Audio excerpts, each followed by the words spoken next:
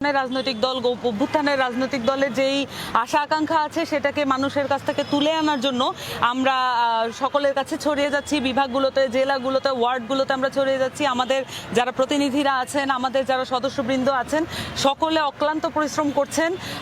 অন্তত আমরা আমাদের গুগল ফর্ম যেটা অনলাইনে ছাড়া হয়েছিল, ওখানে প্রায় 1.5 লাখ রেসপন্স এসেছে, যেটা আমরা টার্গেট করেছিলাম সেটার চেয়ে অনেক বেশি। এখনও রেসপন্স আসছে, আশা করি সেটা আরও বেশি আসবে। জনগণের যে আগ্রহ এবং অ্যান্টিসিপেশন আছে সেটা অনুযায়ী আমরা মনে করি যে আমরা একটি নতুন সুন্দর একটি রাজনৈতিক দল নিয়ে আসতে পারবো। নতুন রাজনৈতিক দল ফেব্রুয়ারি মাসে আসতে যাচ্ছে। সেটার জন্য আমাদের যে প্রক্রিয়া, আমরা জনগণের মধ্যে থেকে জনগণের রাজনৈতিক দল অভ্যুত্থানের রাজনৈতিক দলের যেই আশা আকাঙ্ক্ষা আছে সেটাকে মানুষের কাছ থেকে তুলে আনার জন্য আমরা সকলের কাছে ছড়িয়ে যাচ্ছি, বিভাগগুলোতে, জেলাগুলোতে, ওয়ার্ডগুলোতে আমরা ছড়িয়ে যাচ্ছি। আমাদের যারা প্রতিনিধিরা আছেন, আমাদের যারা সদস্যবৃন্দ আছেন, সকলে অক্লান্ত পরিশ্রম করছেন। অন্তত আমরা আমাদের গুগল ফর্ম যেটা অনলাইনে ছাড়া হয়েছিল, ওখানে প্রায় 1.5 লাখ রেসপন্স এসেছে, যেটা আমরা টার্গেট করেছিলাম সেটার চেয়ে অনেক বেশি। এখনও রেসপন্স আসছে, আশা করি সেটা আরও বেশি আসবে।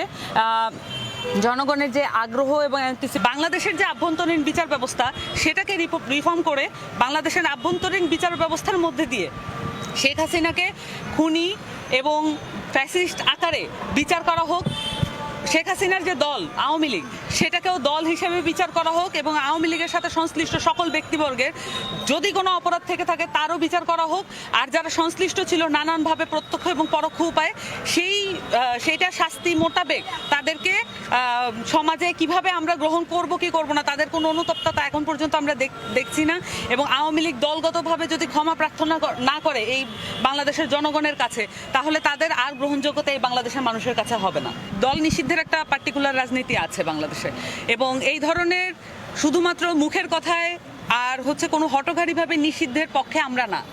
তবে আমরা মনে করি একটা বাংলাদেশের মানুষের যে কনসেনসাস, কালেকটিভ কনসেনসাসে এটা অলরেডি একটা নিষিদ্ধ প্রায় সংগঠন।